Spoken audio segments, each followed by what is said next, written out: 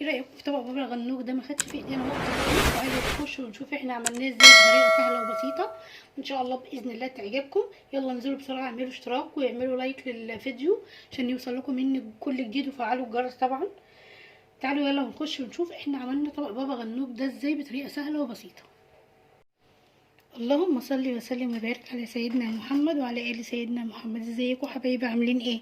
صباحكم كله هنا وامل وسعاده وتفاؤل، ويا رب كل اللي في نفسه حاجه يحققها يا رب. كل سنه وانتم طيبين، ويعود علينا وعليكم الايام بخير يا رب ان شاء الله باذن الله. احنا معانا ايه النهارده؟ معانا هنا بتنجانه شويناها، هنعملها بابا غنوج بطريقه سهله وبسيطه جدا.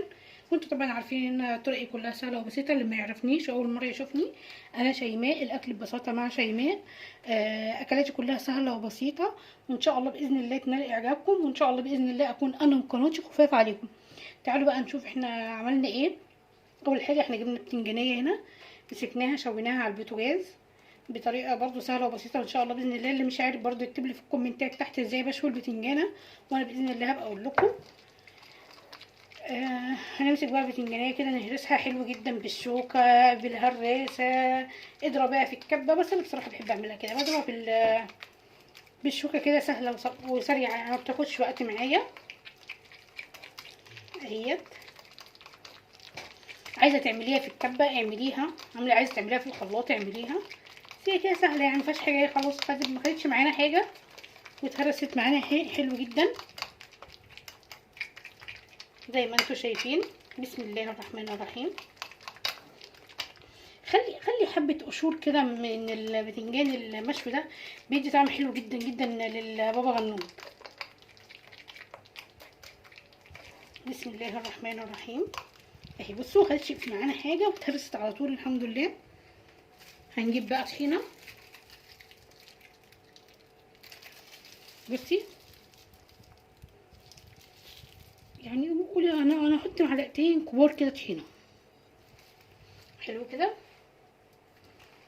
نجيب ليمونه، يبقى احنا كده جبنا البتنجانه شويناها، بعد كده رحنا جايبينها هرسينها، قشرناها وبعد كده هرسناها، حطينا طحينه وادي ليمون. بسم الله الرحمن الرحيم. نقلب الكلام ده كله ببعضه حلو قوي. انا ماشيه معاكم اهي واحده واحده.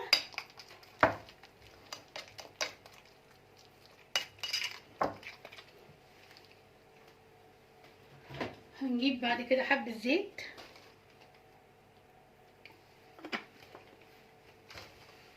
مش كتير يعني. في ناس بتحط عليها زبادي بتبقى حلوه برضو، بس انا بحبها كده بصراحه من غير زبادي ومن غير حاجه. هي ايه بتبقى حلوه ازاي؟ الطحينه بتفتحها وبتخليها جميله. بسم الله. هنحط لها ايه بقى التوابل بتاعتنا؟ تعالوا نشوف هنحط لها ايه.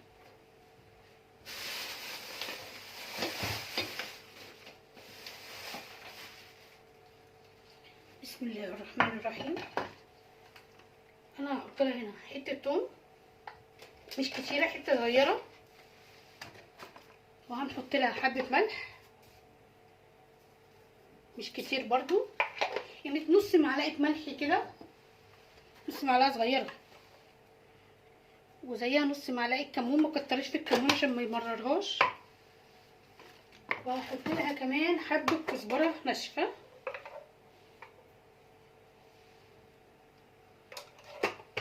بسم الله الرحمن الرحيم. هحط لها اضافه تانية، اخر اضافه بقى، وهي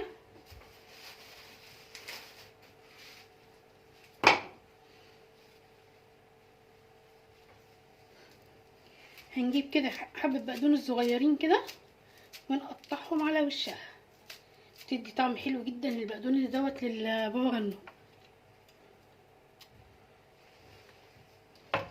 بس ونقلب الكلام ده كله ببعضه حلو قوي. خلاص سلطه البابا غنوج خلصت.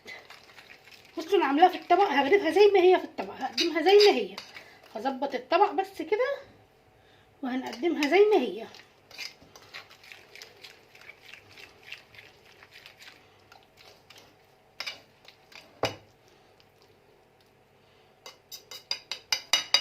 بس ظبط بقى كده طبقك كده يا معلم.